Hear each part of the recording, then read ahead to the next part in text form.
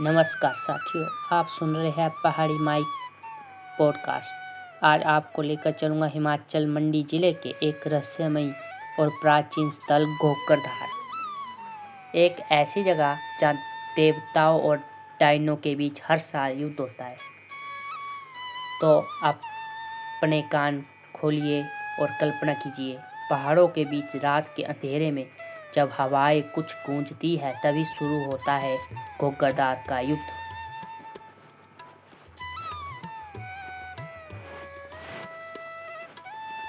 घोगरधार मंडी पठानकोट राष्ट्रीय मार्ग के बीच स्थित एक छोटा सा पहाड़ी क्षेत्र है।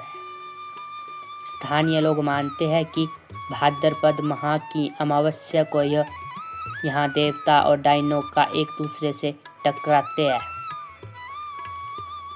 कहानी के अनुसार यह डायने दूर दूर से झाड़ू पर बैठकर इस मैदान में आती है। उनका उद्देश्य लोगों, जानवरों और फसलों को नुकसान पहुंचाना, लेकिन उनका मुकाबला करने के लिए देवता भी तैयार होते हैं।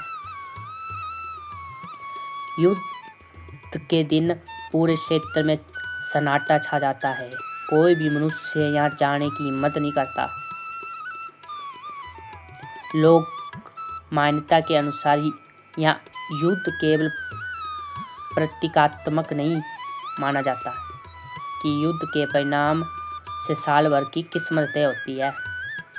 अगर देवता जीतते हैं तो साल भर सुख समृद्धि रहती है, लेकिन फसलों पर कम असर पड़ता है। और अगर डायने जीत जाती है तो लोग और उनके जानवरों को नुकसान पहुंच जाता है, लेकिन फसलें अच्छी होती है।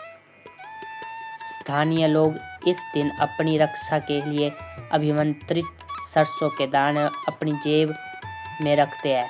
कुछ घरों में दिया जलाया जाता है ताकि जादू टोना का प्रभाव ना हो, और कुछ लोग चीड़न जलाते हैं ताकि डायनों से अपनी रक्षा कर सके।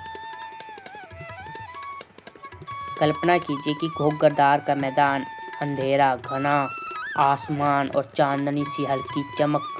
एक और देवता अपनी तेजस्वी वेशभूषा में शक्ति से भरे हुए, दूसरी ओर डायने झाड़ू पर सवार उड़ती हुई हवाओं में शोर मचाती हुई। युद्ध शुरू होता है। कभी ढोल की थाप जैसे आवाज, कभी हवाओं में उड़ती हुई झाड़ू चीखे। पूरे गांव में लोगों को अपने घरों में छिपे रहते हैं और दिल की धड़कनों को रोक कर यहाँ तमाशा देखते हैं।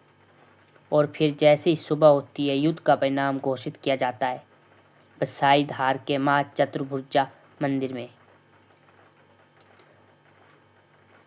पुजारी घोषणा करता है कि कौन जीत गया, देवता या डायने।